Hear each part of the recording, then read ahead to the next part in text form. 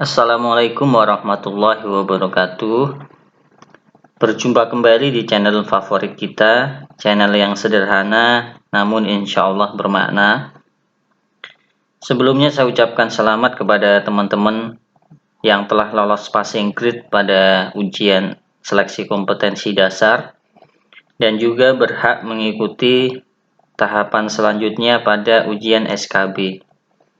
Bobot ujian SKB nilainya 60%, oleh karena itu marilah kita maksimalkan dengan belajar lebih giat, persiapan diri, agar nilai SKB kita bisa maksimal dan kita bisa lolos di CPNS tahun ini.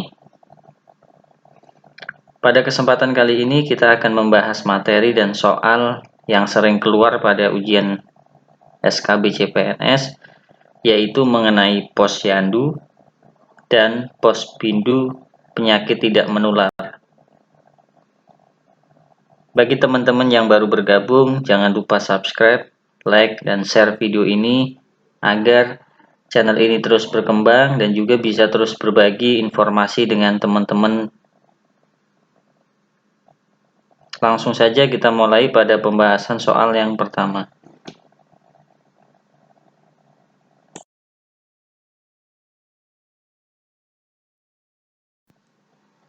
Soal nomor 1. Berikut ini merupakan 5 pelayanan dasar pada posyandu adalah kecuali. Ingat, kecuali A. Kesehatan ibu dan anak, B. Keluarga berencana dan imunisasi, C. Penanggulangan diare, D.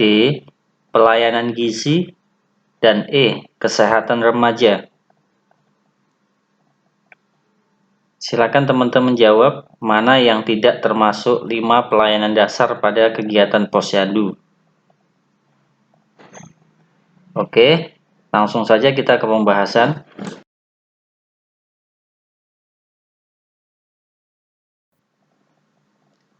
Untuk pembahasan soal, kegiatan pelayanan di posyandu terdiri dari kegiatan utama dan kegiatan pengembangan atau pilihan. Kegiatan utama mencakup ada 5. 1. Kesehatan ibu dan anak, 2. Keluarga berencana, 3. Imunisasi, 4. Pelayanan gizi, dan 5. Pencegahan dan penanggulangan diare. Jadi untuk kunci jawaban nomor 1 adalah E, karena option E tidak termasuk dalam kegiatan utama atau kegiatan dasar pada pelaksanaan kegiatan posyandu. Baik, kita lanjut ke soal berikutnya.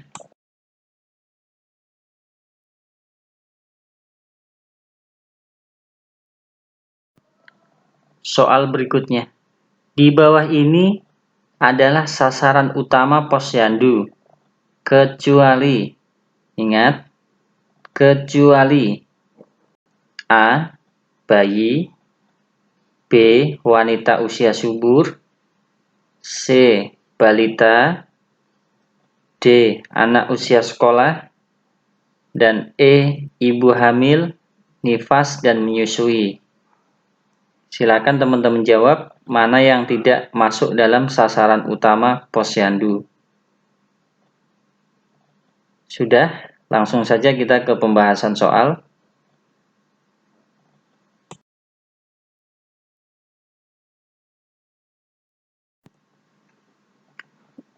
Dijelaskan bahwa pada sasaran dalam pelayanan kesehatan di posyandu adalah 1. Bayi berusia kurang dari 1 tahun, 2. Anak balita usia 1-5 tahun, yang ketiga ibu hamil, ibu menyusui, dan ibu nifas, dan nomor 4 wanita usia subur. Jadi pada option soal yang tidak termasuk dalam sasaran dalam pelayanan posyandu adalah option D, anak usia sekolah. Sebelum kita lanjutkan, buat teman-teman yang belum subscribe, tolong bantu dukung channel ini dengan subscribe. Terima kasih. Kita lanjutkan ke soal berikutnya.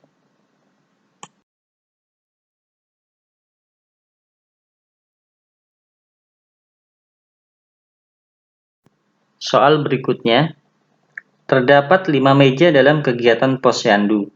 Kegiatan pada meja ketiga adalah A. Pendaftaran balita, ibu hamil dan ibu menyusui.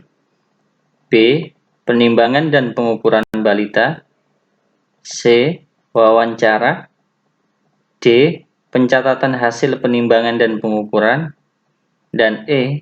Penyuluhan pelayanan gizi bagi ibu balita, ibu hamil, dan ibu menyusui. Silakan teman-teman ingat urutan kegiatan 5 meja di posyandu. Pada meja ketiga, kegiatan apa yang ada di sana? Baik, kita langsung ke pembahasan soal.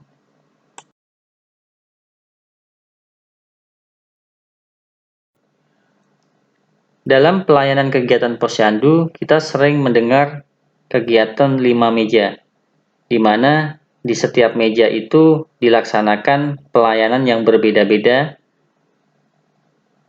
Pada meja pertama adalah pendaftaran, meja kedua untuk penimbangan dan pengukuran, meja ketiga pengisian KMS, meja keempat untuk penyuluhan, dan meja kelima pelayanan kesehatan. Perlu diperhatikan bahwa pada meja 1, 2, 3, dan 4 cukup dilaksanakan oleh kader posyandu yang sudah terlatih, dan meja kelima harus dilaksanakan oleh petugas kesehatan. Teman-teman harus ingat tentang urutan 5 meja dalam kegiatan posyandu. Untuk kunci jawaban soal, yang benar adalah D. Kita lanjut ke soal berikutnya.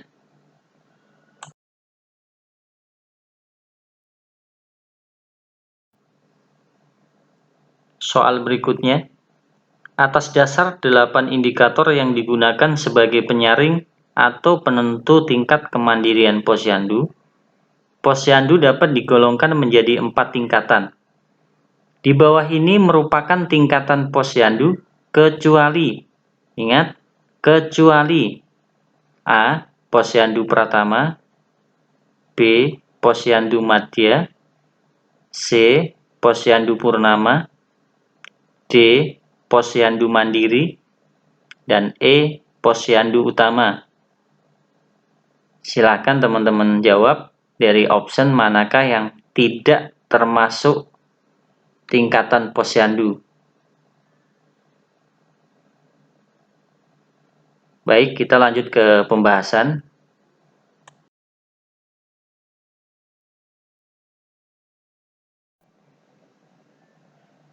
Jika kita melihat pada buku saku pedoman pelaksanaan kegiatan posyandu,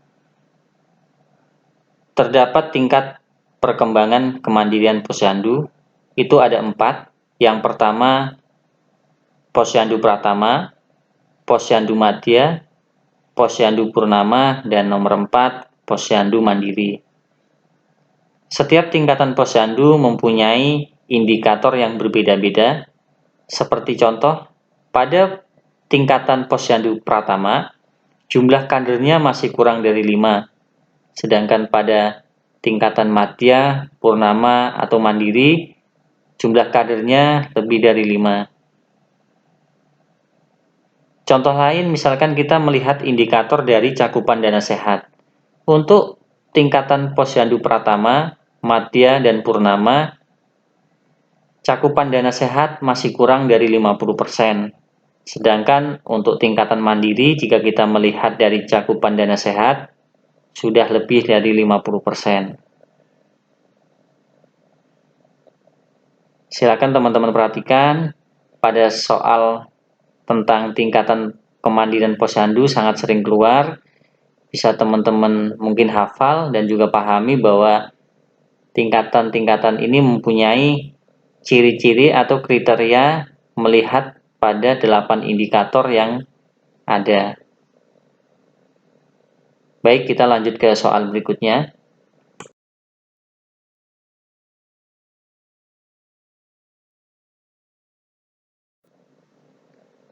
Soal berikutnya, Berikut ini tidak termasuk kelompok PTM utama pada posbindu adalah A. Diabetes mellitus, B. Penyakit paru obstruksi kronik, C. Gangguan akibat kecelakaan atau tindakan kekerasan, D. Cancer, E. Tuberkulosis paru. Ingat, kita sedang membahas tentang posbindu, bukan lagi tentang posyandu. Silakan teman-teman jawab sebelum kita lihat ke pembahasan soalnya. Baik, kita langsung ke pembahasannya.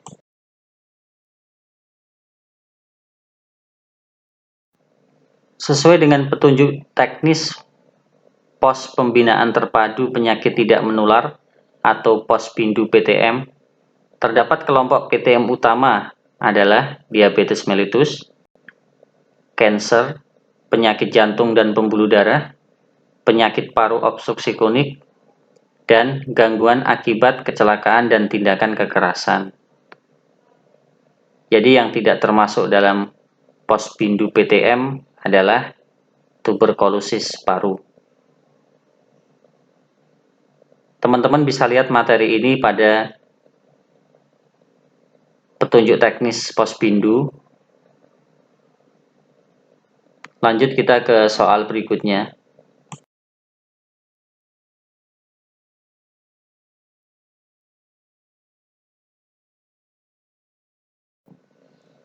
Lanjut pada soal berikutnya. Berdasarkan jenis kegiatan deteksi dini, pemantauan dan tindak lanjut yang dapat dilakukan oleh posbindu PTM, maka dapat dibagi menjadi dua kelompok tipe posbindu PTM. Di bawah ini yang termasuk dari dua kelompok posbindu PTM tersebut adalah A. Posbindu Pratama, B. Posbindu Madya, C. Posbindu Purnama, D. Posbindu Mandiri, dan E. Posbindu Utama.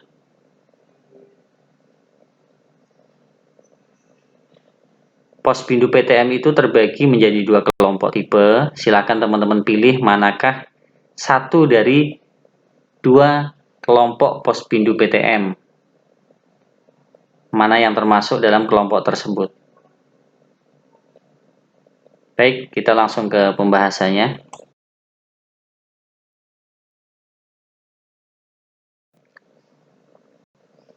Untuk pengelompokan tipe posbindu PTM berdasarkan jenis kegiatan deteksi dini, pemantauan dan tindak lanjut yang dapat dilakukan oleh posbindu PTM, maka dapat dibagi menjadi dua kelompok tipe posbindu PTM, yaitu posbindu PTM dasar dan posbindu PTM utama. Untuk keterangannya teman-teman bisa lihat dan baca, teman-teman bisa searching tentang petunjuk teknis pelaksanaan posbindu PTM. Kita lanjutkan ke soal berikutnya.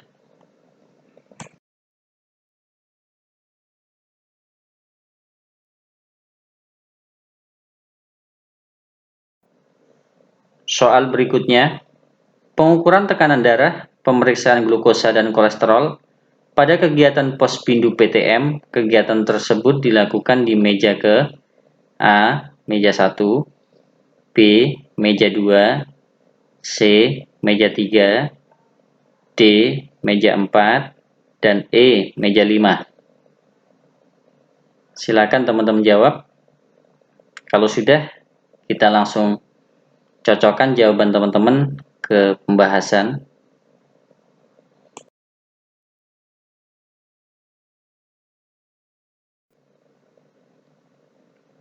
Untuk alur kegiatan posbindu PTM, terdapat 5 meja, istilah 5 meja. Yang pertama, meja 1, pendaftaran, meja 2, wawancara, meja 3, pengukuran tinggi badan, berat badan, IMT, dan lemak perut, meja 4, pemeriksaan tekanan darah, glukosa darah, dan kolesterol, dan meja 5, edukasi dan konseling. Teman-teman harus perhatikan dan juga harus teliti, pada kegiatan posbindu dan juga kegiatan posyandu sama-sama terdapat istilah kegiatan atau pelayanan 5 meja. Jadi jangan sampai tertukar karena sedikit beda antara pelayanan 5 meja pada posyandu dan juga pelayanan meja pada pospindu.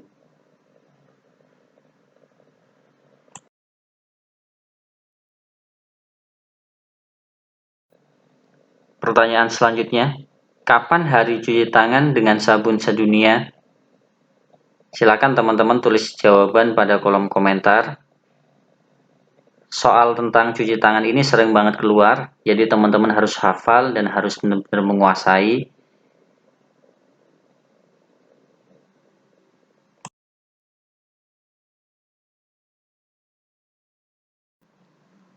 Terima kasih untuk teman-teman yang telah menonton video ini. Jangan lupa dukung terus channel ini dengan cara like, share, dan subscribe.